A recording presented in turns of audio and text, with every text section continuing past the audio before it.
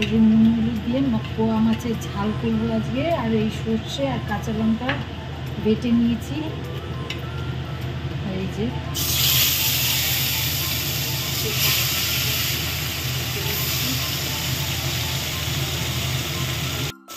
মাছটা ভাজা হয়ে গেছে। মাছটা ভাজা হয়ে গেছে, তুলে নেব। এই তেলেই একটু কালো জিরে ফোড়ন দেব।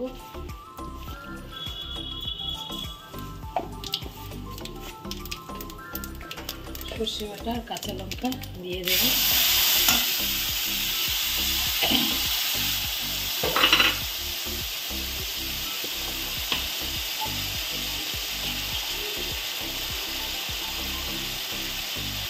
বেশি ভাজবো না সর্ষেটা, তাহলে তিতো হয়ে যাবে।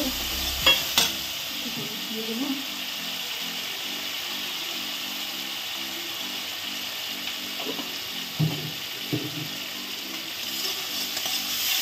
জল, দিয়ে দিলাম।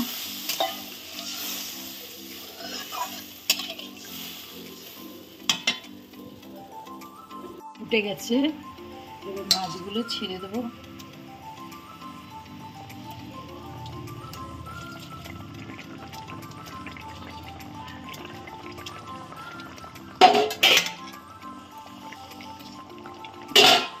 এবার ধনে পাতা দিয়ে দেবো।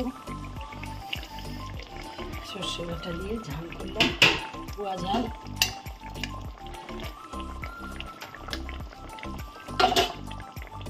ভিডিওটা যদি ভালো লাগে লাইক কমেন্ট করে দেবেন।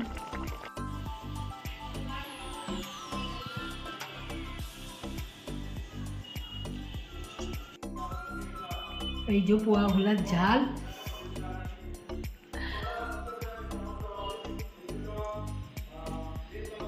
খুব স্বাদ, খুব মজা খেতে।